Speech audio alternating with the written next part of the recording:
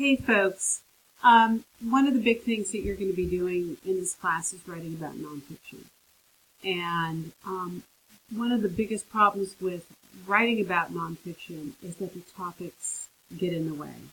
And oftentimes students just go off into a discussion of the topic rather than focusing on the writing that the writer has presented, obviously for you to think about. So I want to just go over some ideas about nonfiction, and then I've got a handout here that we'll go through as well so that you can really grasp what you should be doing when you get to the part where you're creating a thesis and trying to find out, what is most interesting to you about nonfiction, the piece that you're reading. So the assumption when we read nonfiction is that the writer is telling truth. Either if this is creative nonfiction, memoir, biography, autobiography, journalism, which isn't really creative nonfiction, but it's really should be true. We assume that the writer is telling us something that is absolutely true. But it is their opinion of the truth. It has a slant and it has a bias. And that's something that you can actually write about. When we evaluate their interpretation of the truth, we analyze their approach to it. So, for instance, I have two sons, and my older son is dating a Marxist art historian. So she looks at art history through the lens of Marxist philosophy. So she analyzes art based on the economy that grew the art.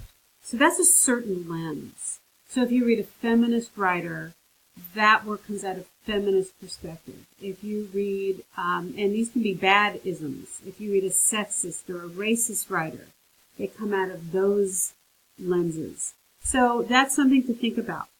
When we're writing about nonfiction, we look at the ways that writers explain the facts that they have found, whether it's about their lives or about global warming, okay? We also can analyze their style, their language, and their argument. We can find that the writer is actually wrong, okay? And I'm moving the handout here because you can see that I've written, you can also say that this is bad. It's bad writing. It's poorly constructed. It's overlong, or it's digressive. It goes into tangents, or it's just flat out irritating.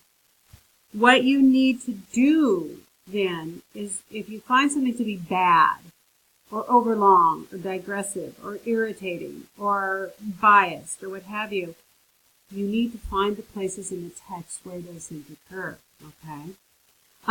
The thing that you really want to avoid, and this is at the bottom of the handout here, is you want to avoid summarizing.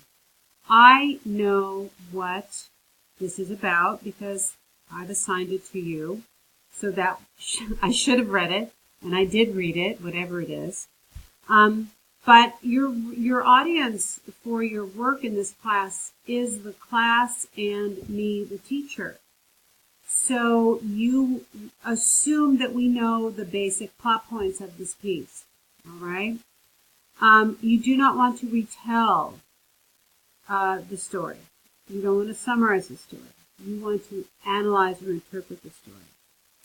We also don't want an essay that is only on the topic or the theme. So, for instance, right now, this very day, I'm reading a number of essays that are supposedly about one of three books that my class is reading.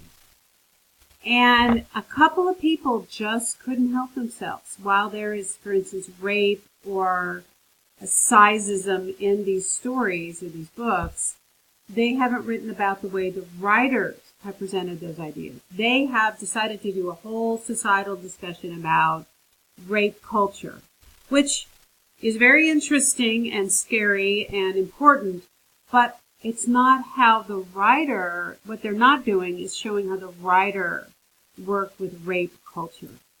they're just off on rape culture, which is something that you really want to avoid. So you want to make sure that you're dealing with the work that is in the book and how the writer dealt with it.